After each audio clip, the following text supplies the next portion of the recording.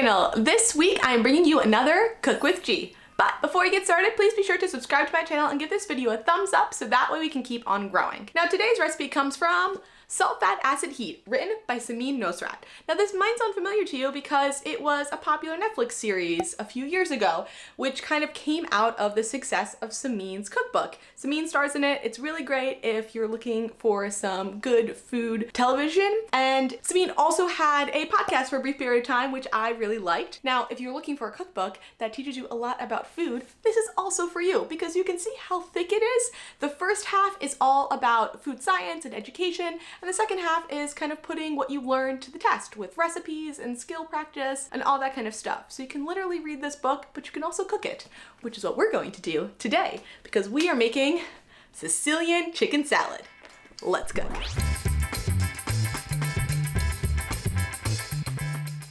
We are actually going to take some of the shortcuts that Samin says that we can take in this recipe. Now she gives you a lot of ways to slow roast a chicken or make your own mayonnaise or things like that, and those are two shortcuts that she suggests taking if you're busy or you don't have that much time, like myself. So the shortcuts to both of those ingredients are a store-bought rotisserie chicken, which is what we're going to be using, and a good high-quality store-bought mayonnaise. I am using Primal Kitchen brand, which is made with avocado oil.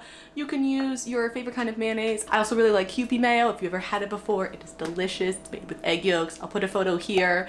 Definitely try it out if you haven't had Kewpie mayo before. Now that we have those shortcuts out of the way, let's actually make something. So the first step is to get this chicken shredded. Done. Okay, so now that we have our shredded chicken, we can set that to the side. Okay, so the next step, which is actually the first step, but I just wanted to shred the chicken first to get it out of the way. She says to take half of a red onion and 1/4 cup of red wine vinegar, and we're going to just pour it over top to macerate it. And this should be sitting for about 15 minutes. So I'm just gonna move that around so that way everything kind of gets incorporated. Samin has a little note here that says, see page 118. So her note on 118 says, macerate, from Latin to soften, refers to the process whereby ingredients soak in some form of acid, usually vinegar, which is red wine vinegar in our case, or citrus juice, to soften their harshness. Simply coat the shallots or onions in acid, but I love at the bottom, she says that if you let them sit for about 15 to 20 minutes, whatever you are soaking, that it should be enough to prevent dragon breath. So I assume that once we let this soak, these onions should not be, as I would like to call them, oniony. So they should be a little more mild. So let's let those set and move on to the next step.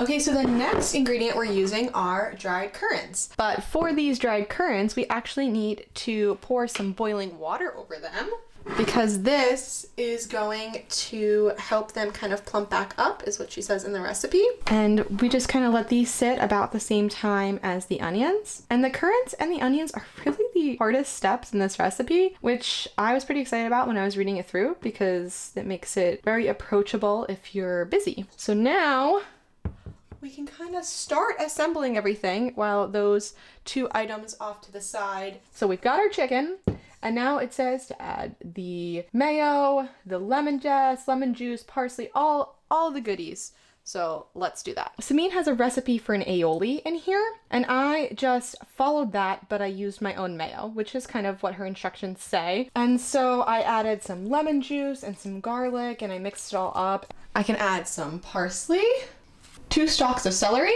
lemon zest, ground fennel, which I did grind in a blender because I could not find it ground. So I just bought fennel seeds and ground it up. I recommend buying it pre-ground if you can find it. 1/2 cup of a fennel bulb. She said that this should be about 1/2 of a bulb. Now the last ingredient are supposed to be pine nuts. However, I could not find pine nuts because normally I get them Trader Joe's because they're affordable and they didn't have them. So I got slivered almonds. But feel free to use pine nuts if you have them accessible to you.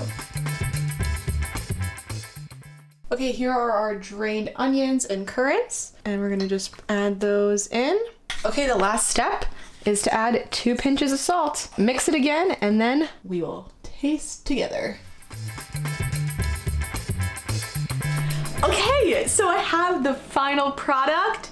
It looks and smells amazing. I'm very excited to try this. One of the reasons I picked this recipe is because I'm Sicilian, but also because it had a lot of ingredients that I don't normally cook with. Like fennel, I've had it a ton, but I've never really used it in a recipe. And currants, I think I've had, but like, I don't know, they could have just been raisins and I don't know. They're very similar. Actually, I'll put the difference between currants and raisins if there is a definition on the screen. Okay, this was really fascinating to me, so if you have a second, pause the video, learn something about raisins and currants, and if you don't have time to spare, then back to the video. So now, let's just take a bite. Let's see how it tastes. Oh, also, she recommended serving it on crusty bread or just in like lettuce cups. So I did lettuce cups for today, but maybe I'll make a sandwich with some of the leftovers. Not going well, I ripped a lettuce cup. Okay, I'm just gonna try and get a piece with some lettuce.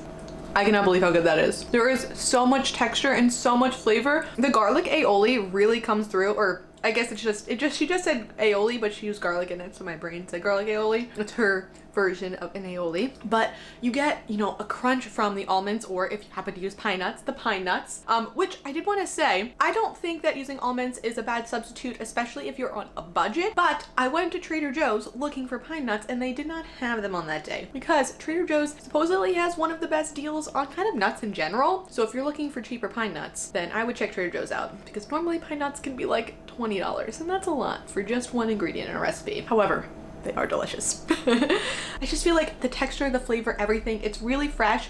I'm excited to have this for a few days because I feel like the flavors are going to mend well. Let me get another bite, give it another go. Okay, note to self, if you're gonna use lettuce cups, don't just plop it on top of lettuce. I feel like I need to be more deliberate about my my structuring. It's so interesting because the onions really aren't that oniony. They, you know, kind of settled into the vinegar, which broke them down, which they made them have this kind of like milder flavor, which I really like. It kind of like, my fear is when using raw onion is that it kind of just takes over the dish and it makes everything taste like onion, and then you don't really get all the other great flavors. But that is not the case in this chicken salad. So yes, I would make it again, and yes, I feel like I learned something, which I think is the goal of Cooking with G. So if you haven't already, please be sure to subscribe to my channel and give this video a thumbs up so that way we can keep on growing. And I will be sure to catch you next time. Bye!